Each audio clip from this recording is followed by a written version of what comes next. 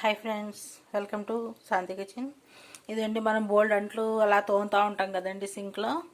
ఆ తోమేటప్పుడు మీకు ఒక చిన్న టిప్ చెప్తాను. ఈ అంట్లన్నీ తోమేస్తాం కదా, తోమేశాక ఇక లాస్ట్లో ఏ ప్లేటో గ్లాసో స్పూనో మళ్ళీ ఇంకా సింక్ దగ్గర పొయ్యి దగ్గర కనబడతా ఉంటాయి.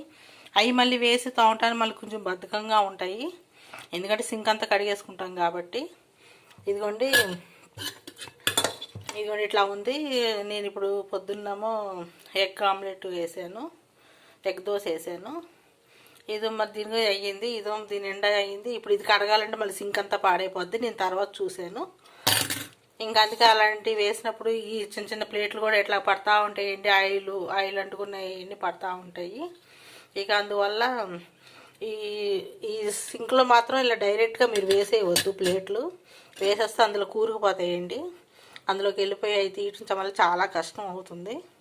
ఇక అందుకే ఏదైనా ఒక స్పూన్ అలా పడేసి ఏదైనా స్పూన్ ఇది వేసుకుంటే ఇది డైరెక్ట్గా వెళ్ళిపోతే కూరుకుపోద్దండి. అందులో మళ్ళీ చాకులతో తీయాలి, స్పూన్తో తీయాలి. ఇది మళ్ళీ అదో ప్రాబ్లం మళ్ళీ.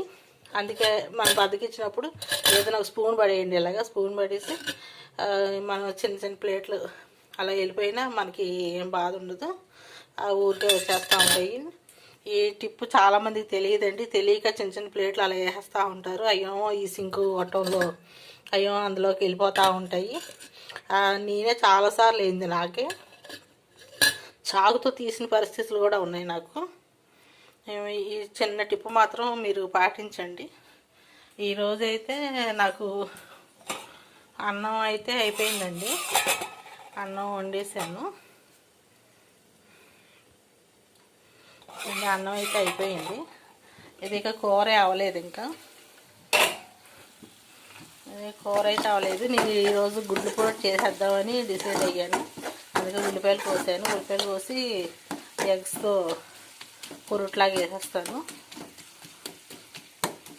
ఉలవచారు ఉందండి. ఉలవచారు మాత్రం ఇంట్లో ఎమర్జెన్సీ ఎప్పుడు పెట్టుకుంటూ ఉంటాము. ఏదైనా ఎప్పుడైనా కూరలు లేనప్పుడు అదే సరిపోతుంది,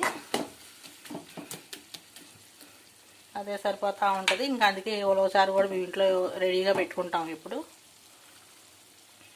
ఇంకా అది ఈరోజైతే గుడ్లు పొరుటు మా కూర. రైస్ అయితే అయిపోయింది, ఇంకొంచెం ఉడకాలి. రైస్ అయితే అయిపోయిందండి.